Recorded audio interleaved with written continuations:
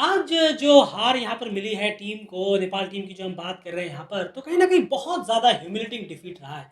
जी हाँ, humiliating defeat सिर्फ़ इस वजह बिल्कुल। से नहीं कि मार्जिन ऑफ रन से अगर आप सोच रहे हैं कि हाँ, बहुत बड़े रनों से हारे हैं, तो इस वजह से कहीं न कहीं एक ह्यूमिलेटिंग डिफीट हो गई।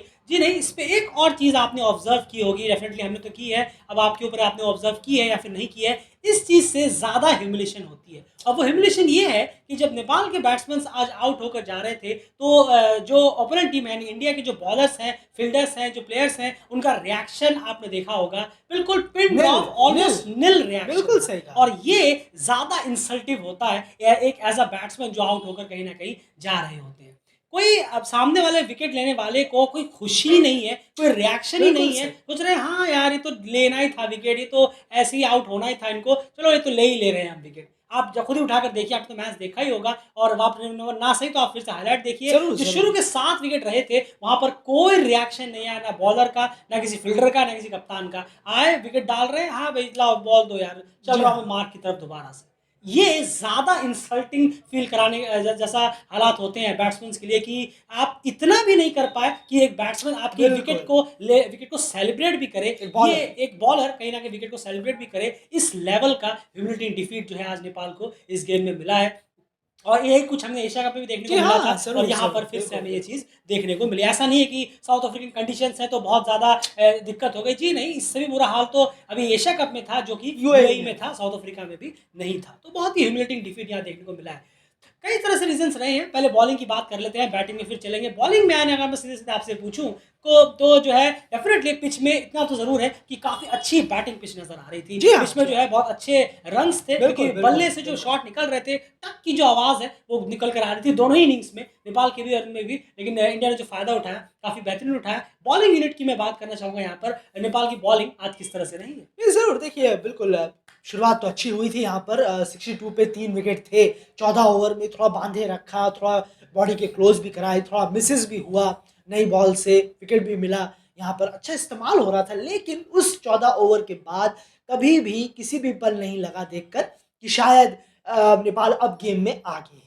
किसी भी वक़्त ये नहीं लगा, तो ये अपने आप में बहुत अजीब है और ये कहीं न कहीं देखना होगा हमें कि जो रन्स कर रहे हैं ओपनर्स थे वो भी पैविलियन लौटे। बॉलिंग शुरुआत में बेहतर हुई, लाइन और लेंथ और एक्स्ट्रा ज़्यादा नहीं दिए, बहुत अच्छा था। लेकिन उसके बाद 2 खिलाड़ी आए इंडियन टीम के अंडर 19 के हम बात करें उदय सहारन जो कि कप्तान है और सचिन दास।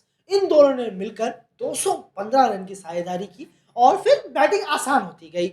ये हम कमेंट्री में भी सुन रहे थे जब वो जो कमेंटेटर्स कमेंट्री कर रहे थे, जैसे-जैसे वक़्त बीतता जा रहा है, बैटिंग के लिए ये जो विकेट है, वो बहुत ही अच्छा होता जा रहा है और वो हमें दिखा भी। कुछ बॉलें उसके बाद भी अच्छी डाली गई, लेकिन फिर भी जो बैट्समैन हैं, वो काफ़ी अच्छा खेल रहे थे एज़ कम्पेयर अगर हम करेंगे शुरू के 14 ओवर में। लेकिन उसके बाद बल्लेबाज़ी धीरे-धीरे अच्छी होती गई।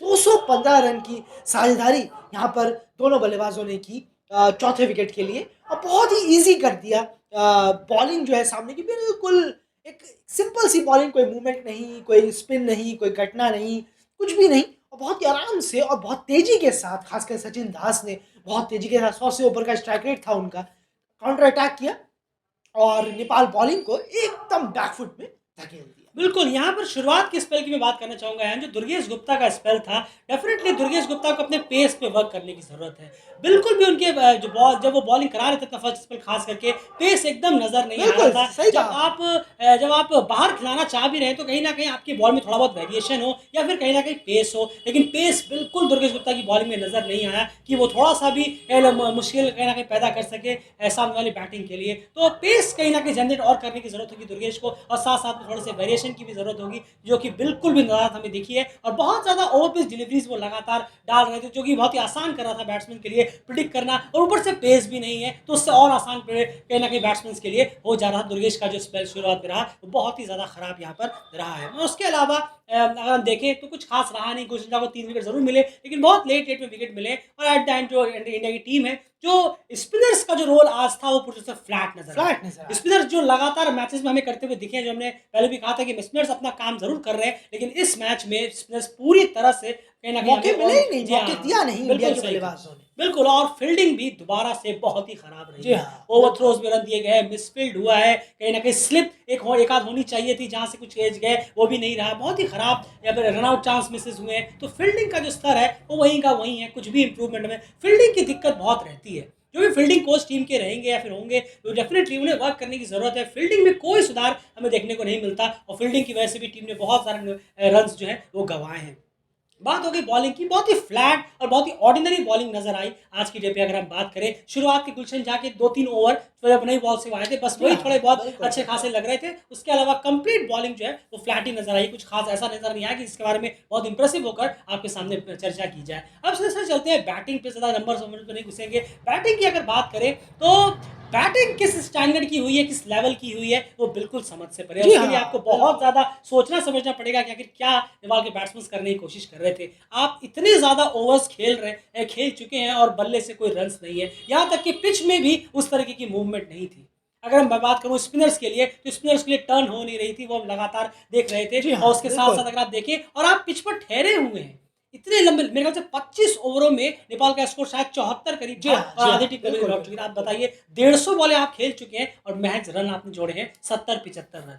बहुत ही खराब बैटिंग हुई है। 10 ओवर में शुरू में 39 पे 0 ज़रूर था, वो वहाँ पर रन रेट ठीक-ठाक था, लेकिन वो उसमें भी हम देखें शुरू में कुछ एक आध एज-वैज लगकर भी बॉलें गई हैं, लेकिन चलिए फिर भी आपने फर्स्ट पावर प्ले काफ़ी बेहतर निकाल दिया। लेकिन उसके बाद का जो गेम रहा, वो बिल्कुल समझ से परे है। आखिर वो टीम जो है वो करने की कोशिश कर क्या रहे थे आखिर? ना कोई टर्न, ना कोई ज़्यादा कुछ मूवमेंट। डेफिनिटली जो इंडियन के पेसर्स हैं, उन्होंने पेस से बहुत ज़बरदस्त तंग किया है। बहुत स्पीड से बॉलें आ रही थी, जो पहला विकेट भी गिरा दीपक बोहरा का दीपक मेरे बोहरा ख्याल का, से, जी हाँ, वो भी जी कहीं हाँ। न कहीं पूरी तरह से पेस चकमा खा गए। बिल्कुल सही कहा आपने। 2 कदम उन्होंने आगे बढ़ाया और शॉट खेलना चाह रहे थे, लेकिन वो बॉल भी शॉर्ट आई और दो ऊपर से उन्होंने 2 कदम आगे बढ़ा लिया था, यानी कि स्पीड और बढ़ गई और लगा नहीं बल्ला और उनका हाथ छूटा और लिम्बनी जो बॉलर हैं, उन्होंने आसान सा कैच खुद ही अपनी बॉलिंग पर ही ले लिया। और उसके बाद अगर हम बात करें जो बाकी प्लेयर्स आए, बिल्कुल अनइंटेंटफुल, बिल्कुल खराब तरीके से खेला, शॉट वगैरह भी कोई इंटेंट नज़र नहीं आया। अर्जुन कुमल जिस बॉल पे आउट हुए हैं, आप देखें